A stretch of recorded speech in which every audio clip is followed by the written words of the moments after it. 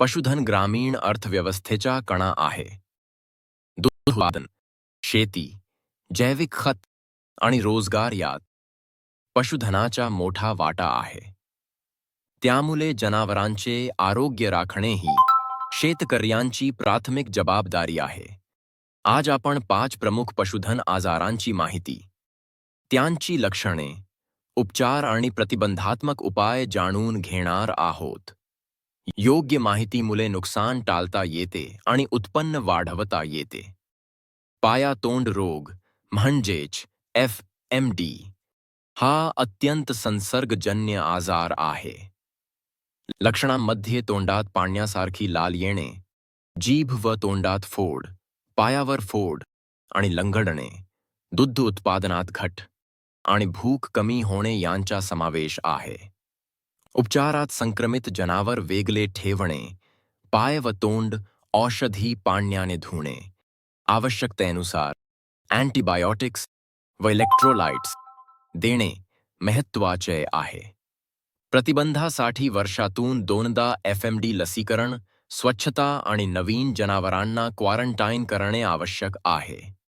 HS म्हणजे haemorrhagic septicaemia हा अचानक ताप, श्वास घेण्यास त्रास, मान व घसा सुजणे आणि उच्च मृत्यू दर असलेला आजार आहे. उपचारात तात्काळ अँटीबायोटिक्स, अँटी इन्फ्लेमेटरी इंजेक्शन्स आणि जनावराला थंड जागी ठेवणे समाविष्ट आहे. प्रतिबंधासाठी वर्षातून एकदा, विशेषतः पावसाळ्यापूर्वी, HS लसीकरण करणे आणि स्वच्छ पिण्याचे पाणी तसेच गोठ्यात हवा खेळती ठेवणे उपयुक्त ठरते.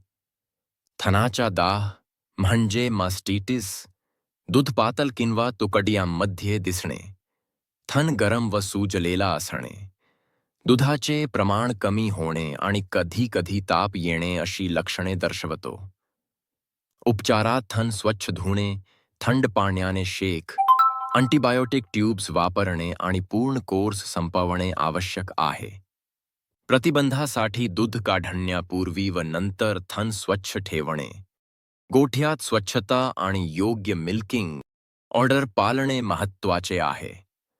पोट फुगवटा म्हणजे ब्लोट, यामध्ये डाव्या बाजूचा पोट मोठा दिसतो, जनावर बेचैन होते, श्वास घेण्यास त्रास होतो आणि ढेकर येत नाही. उपचारात जनावर चालवणे, तोंडातून 100 ते 150 मिलीलिटर खाद्य तेल देणे आणि गंभीर अवस्थेत पशुवैद्यकाकडून ट्रोकार वापरणे आवश्यक आहे. प्रतिबंधासाठी हिरवा चारा एकदम न देणे, रिकाम्या पोटी कोवळा चारा टाळणे आणि नियमित व्यायाम करणे उपयुक्त ठरते. PPR म्हणजे गोट प्लेग हा शेळ्यांमध्ये सर्वात सामान्य आजार आहे. ताप, नाक तोंडातून चिकट स्त्राव, अतिसार, वजन कमी होणे आणि अचानक मृत्यू ही लक्षणे आहेत. उपचारात लक्षणानुसार औषधोपचार, दुय्यम संसर्ग टाळण्यासाठी अँटीबायोटिक्स आणि इलेक्ट्रोलाइट्स दिले जातात. प्रतिबंधासाठी PPR लस, संक्रमित शेळी वेगळी ठेवणे, गोठ्याची स्वच्छता आणि नवीन शेळ्यांना क्वारंटाईन करणे आवश्यक आहे. सर्व आजारांपासून बचावासाठी नियमित लसीकरण, संतुलित आहार, स्वच्छता, कीटक नियंत्रण आणि वेळेवर पशुवैद्यकीय सल्ला घेणे आवश्यक आहे. आजार झाल्यावर उपचार करणे गरजेचे असले तरी प्रतिबंध हा सर्वात प्रभावी मार्ग आहे. निरोगी पशुधनामुळे दूध उत्पादन वाढते, आरोग्य सुधारते आणि शेतकऱ्यांना आर्थिक फायदा मिळतो.